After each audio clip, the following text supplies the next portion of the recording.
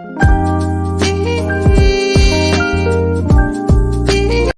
guys, welcome back to my channel, and today's video is gonna be an inspirational video. And if you have wasted your class 11 till now, then I got you buddy.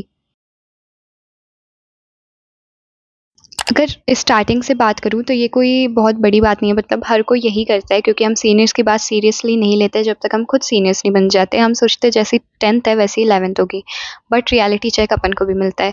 सो मेरे साथ भी कुछ ऐसा ही हुआ था। सबसे पहली जो मैं टिप देना चाहूँगी, it is give a new start. जो हो गया सो हो गया। अगर जितना सोचोगे उतना बर्डन लगेगा, और जितना बर्डन लगेगा उतना ही डिफ़िकल्ट लगेगा, बट सोचने से ज़्यादा बेटर है कि आप करो। So give a new start. जो हो गया सो हो गया, और अब चीज़ें स्टार्ट करनी है अपन को अच्छे से।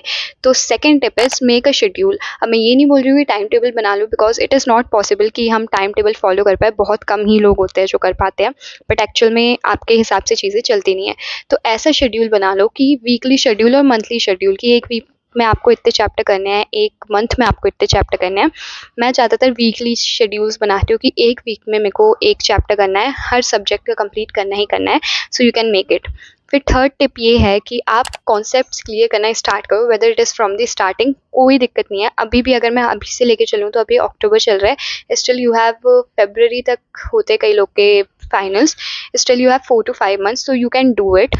तो क्लियर कॉन्सेप्ट्स करना स्टार्ट कर दो, शॉर्ट नोट्स बनाओ rather than making very long notes. और एनसीईआरटी में भी लिख सकते हो, और मैं ट्राई करी हूँ एनसीईआरटी में लिखना ज़्यादा सही रहता है।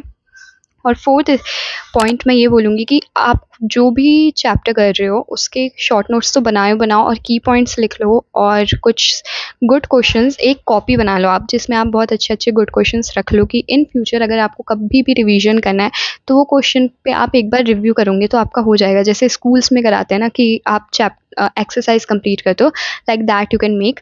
और अगर मैं बायो की बात करूँ तो make short notes, it is very helpful. Short notes सच में बहुत सही होते हैं और बहुत हेल्पफुल भी होते हैं। अब अगर नेक्स्ट टिप की बात करें तो आप इसको एज अ चैलेंज भी ले सकते हो, और जब तक आपको चैलेंज नहीं लेते हो ना तो वो एकदम मन में नहीं आता है।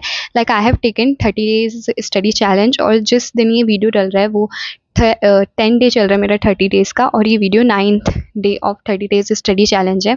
तो आप इसे एज अ चैलेंज भी ले सकते हो, विंटर आर्क चैलेंज ले सकते हो, एनीथिंग लाइक यहाँ तक आपको सिलेबस कंप्लीट करना है, ऐसा कुछ भी कर सकते हो। और अगर नेक्स्ट स्टेप बोलूँ तो स्लो एंड स्टडी चलो। कोई मतलब नहीं है बहुत भीड़ में भागने का, बहुत तेज़ भागने का, कुछ भी मतलब नहीं होगा। एट दी एंड आपको लगेगा सेटिस्फैक्शन नहीं मिलेगा। सो मैं हाईली रिकमेंड करूँगी कि धीरे चलो, धीरे धीरे काम करो, but still it will satisfied you. कोई मतलब नहीं है कि एकदम भड़ करके एक महीने में कंप्लीट कर लिए सिलेबस और फिर क्वेश्चन में आपको 1 साल लग रहा है सॉल्व करने में। सो जितना स्लो हो सके चलो, क्योंकि स्टिल बहुत टाइम है। यूटिलाइज़ करो टाइम को, वही बोलूँगी। और अगर नेक्स्ट मैं बोलूँ तो अब जैसे आपकी कोचिंग हो गया, स्कूल हो गया, तो उसमें 6th या 7th चैप्टर चल रहा होगा आई गेस आपकी कोचिंग और स्कूल्स में। तो जैसे ही नई चैप्टर स्टार्ट हो रहा है तो जो पीछे का है वो आप ऐसे 2 भाग में कर लो कि जो पीछे का है वो आपको कवर करना है। और जैसे कि मैंने सबसे पहली चीज़ बोली थी न्यू स्टार्ट, तो न्यू चैप्टर से न्यू स्टार्ट करो और चीज़ों को ट्राई टू कैच अप करो। मतलब कि जैसे बायो और केमिस्ट्री में तो थोड़ी दिक्कत जाएगी क्योंकि इंटरलिंक्ड होते हैं, बट सॉरी फिजिक्स और केमिस्ट्री में थोड़ी दिक्कत जाएगी क्योंकि इंटरलिंक्ड होते हैं, लेकिन बायो हो जाएगा। तो try to give a new start with new chapters. उसको एटलीस्ट बैकअप में मत डालो, क्योंकि कोचिंग के वाइज तो आपको चलना पड़ेगा, क्योंकि ऑफलाइन हुआ तो चलना ही पड़ेगा। ऑनलाइन में आप थोड़ा होल्ड बैक कर सकते हो, it is for sure your compatibility. अब मैं बोलूँ नेक्स्ट, तो क्वेश्चंस करो जितना हो सकता है कर लो, क्योंकि कई बार हम क्या करते हैं कि ना कॉन्सेप्ट्स को बार बार पढ़ते जाते हैं और फिर एट द एंड क्वेश्चंस नहीं होते, और ये गलती मैंने बहुत बार कर चुकी हूँ। क्वेश्चंस करो, करते जाओ। अगर एक मेथड को 3 बार ट्राई करो, वो मेथड से नहीं हो रहा है, नहीं बन रहा है, तो मेथड चेंज करो, तरीका चेंज करो, डिटेल्ड एनालाइजेशन से क्वेश्चन सॉल्व करना स्टार्ट करो। So these are few tips which I think कि मेरे को भी हेल्प करिए, इसलिए I am telling you guys. मैं ऐसे ही फेंकने नहीं आई हूँ। और अगर एनीथिंग आपको कुछ भी लगा हो कि गलत है, so you can tell me in the comment section, I would for sure try to reply you.